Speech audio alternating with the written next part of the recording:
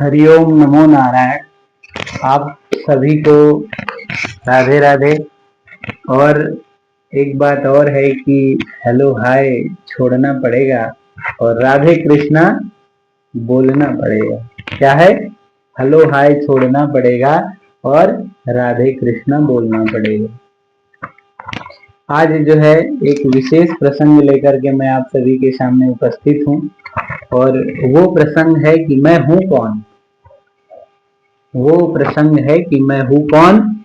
तो मैं आज आप लोगों को से अपना परिचय करवाऊंगा कि मैं हूँ कौन और आप सभी जान पाएंगे कि सच में मैं हूँ कौन। ऐसे तो बहुतायत मात्रा में हैं लोग जो जान रहे हैं, लेकिन बहुत सारे ऐसे लोग होंगे जो नहीं जान रहे हैं।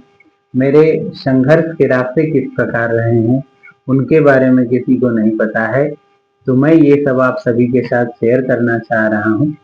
और मैं उस नगरी से हूँ कि मरणम मंगलम यस्य विभूति च विभूषणम कौपीनम यत्र कौपेयम सा काशी किन्न शब्दते।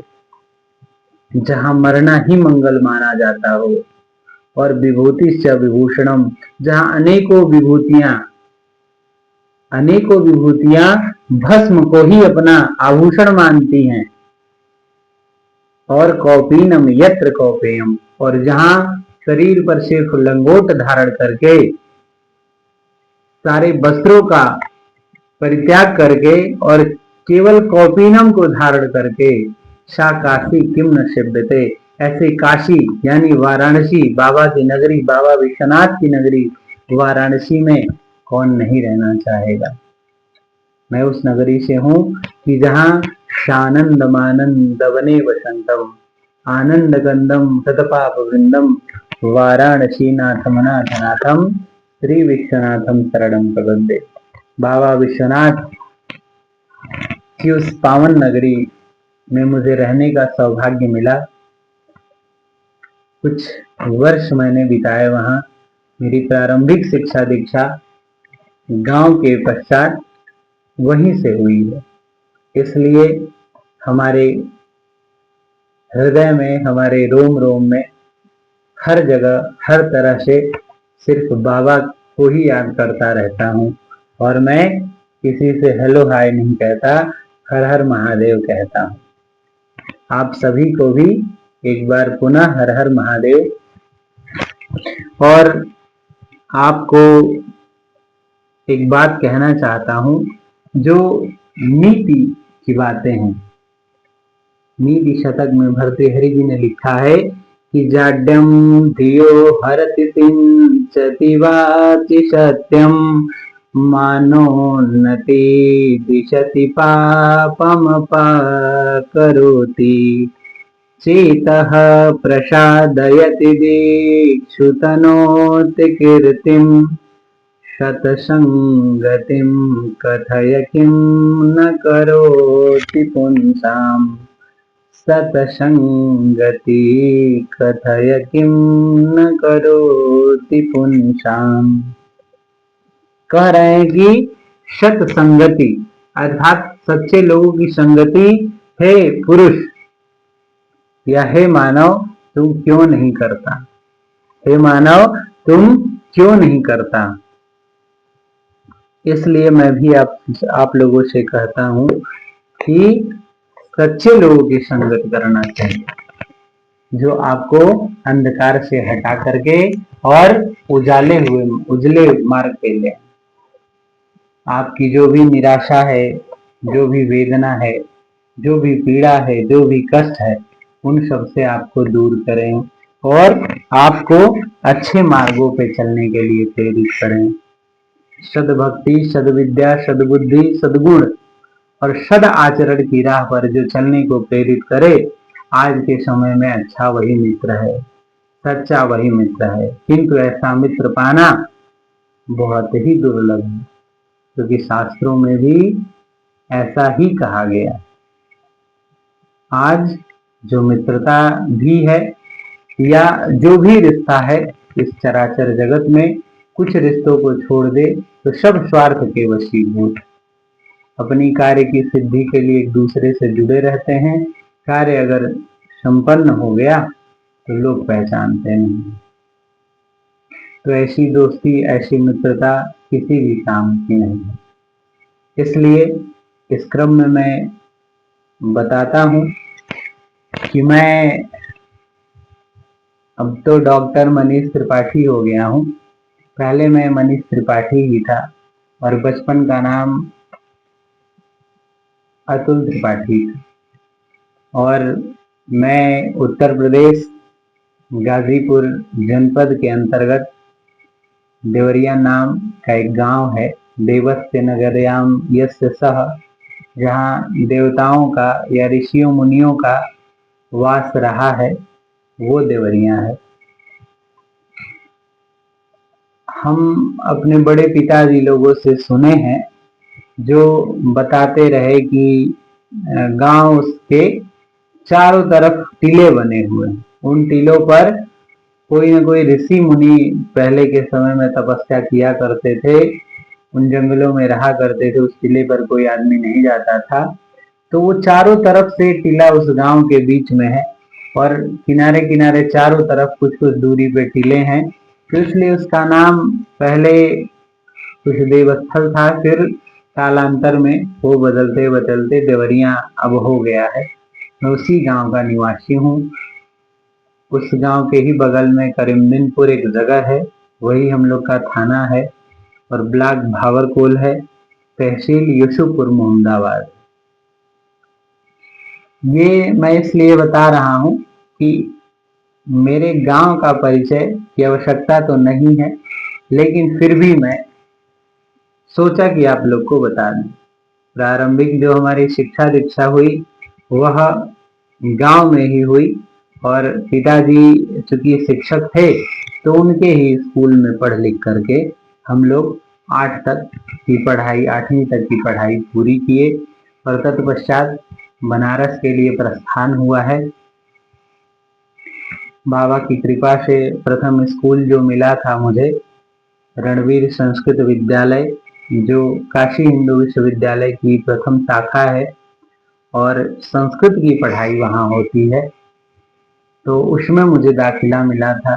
तो मैंने वहाँ से पढ़ाई आगे की जारी रखी और मेरा विषय वहाँ मिला था ज्योतिष। तो ज्योतिष से मैंने मध्यमा किया और उत्तर मध्यमा किया। उत्तर मध्यमा के पश्चात मैंने कंपटीशन की परीक्षाएं दी, प्रवेश के लिए बीएचयू में भी दिया था और संपूर्णानंद संस्कृत विश्वविद्यालय में भी दिया था। क्योंकि विषय ज्योतिष रहा तो काशी हिंदू विश्वविद्यालय में दूसरे विषय मिल रहे थे, धर्मागम या जैन बौद्ध, तो उसमें रुचि नहीं होने के कारण हमने वहां पे एडमिशन नहीं लिया और हमने संपूर्णानंद संस्कृत विश्वविद्यालय को चुना, जो अपने आप में एक बहुत बड़ा विश्वविद्यालय है संस्कृत का। तो मेरी ग्रेजुएशन यानी शास्त्री की पढ़ाई और आचार्य यानी पीजी की पढ़ाई सिद्धांत ज्योतिष विषय से संपूर्णानंद संस्कृत विश्वविद्यालय से हुई। जब आचार्य फाइनल ईयर में थे हम लोग तो बड़ा ही चिंता का विषय था कि अब क्या करेंगे, कैसे करेंगे, क्या होगा आगे, नहीं होगा तो फिर क्या होगा।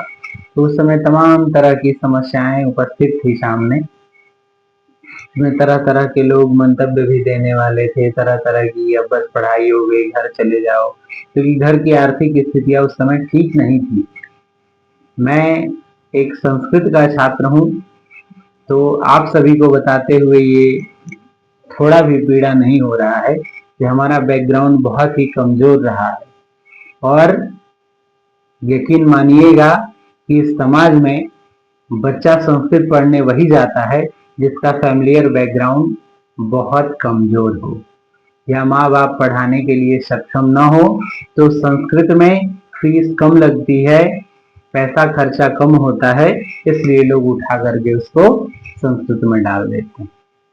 कि कुछ भी नहीं जानेगा तो कम से कम पूजा पाठ तो कराना जानेगा और पूजा पाठ करा करके अपनी जीवनचर्या या जैसे भी स्थिति हो उसको व्यतीत कर लेगा। तो ऐसे ही मनोभाव और धारणाओं के साथ पिताजी ने मुझे भेजा था। और सच में उस समय भी मैं यही सोचता था, इतना ही जान पाता था कि ठीक है, पढ़ लिख करके मैं भी पंडित बनूंगा, पूजा पाठ कराऊंगा, क्योंकि गांव में उन सारी चीजों की बड़ी आवश्यकताएं थी। मैं गांव में बहुत पूजा कराता था, होम करता था। त्योहार आए तो उसमें जो भी उस समय का जो समय था, 5 रुपए 10 रुपए मिल जाना तो बहुत था। उसके हिसाब से बड़े पैसों का मैं संचय किया करता था, क्योंकि उस समय कुछ खर्चे नहीं हुआ करते थे। समयांतराल के बाद बनारस जब हम आए तो थोड़े समय के पश्चात हमने जो लोगों से संपर्क हुआ तो पूजा पाठ कराना शुरू किए। पहले सीखे कि कैसे कराया जाता है, लोगों के साथ गए, आचार्यों के साथ गए, फिर हमने सीखा वहाँ। और सीखने के पश्चात धीरे धीरे प्रैक्टिकल भी करना शुरू किए। उसमें जो सबसे ज्यादा सहयोगी थे हमारे लिए, मैं उनका आज नाम लेना चाह रहा हूँ कि राजेश यादव जी, जो मेरे भाई की तरह थे, मेरे गांव के ही थे। आज उनका देन है कि मैं यहाँ पे हूँ। हम लोग उनको परघुमन कहा करते थे, परघुमन उनके घर का नाम था। तो उनका इतना सहयोग है, इतना योगदान है कि यह जीवन ही ऋणी है उनके लिए। आज समझ में आता है कि किसी का सहयोग इस प्रकार का हो तो जरूर आदमी अपनी बुलंदियों को छू लेगा। तो उस तरह से वो सहयोग किए। मेरे जीवन रूपी गाड़ी को गति देने के लिए उनका बहुत ही सराहनीय सहयोग रहा। आज वो इस दुनिया में नहीं है, उनकी कमी मैं हर पल महसूस करता हूँ। इसलिए आप जहाँ कहीं भी हो, मैं यहीं से आपको प्रणाम करता हूँ। वो मुझे कहा करते थे कि तू इतना बढ़ जाइबा, इतना आगे चल जाइबा कि तारा के उठावे खातिर, तारा के देखे खातिर लोगन के सोचे के पड़ी, तारा से बात करे खातिर लोगन के विचार करे के पड़ी। आज तू सबसे ऊंचा पोस्ट पे जाइबा। हम लोग के गांव की भाषा भोजपुरी है, तो इन्हीं शब्दों के साथ वो बोला करते थे। हर समय जब भी मिलने आए, वह दुर्गा कुंड में रहते थे। कुछ समय उनके बगल में ही मैं भी रहता था। तो समय अंतराल के पश्चात धीरे धीरे इधर उधर कमरे बदलने पड़ते थे, क्योंकि अपना आवास था नहीं वहां। तो आज का वीडियो यहीं तक। फिर हम नेक्स्ट वीडियो में बताएंगे आगे की दास्तान अपने संघर्षों की। तब तक के लिए आप सभी को राधे राधे, जय श्री राम।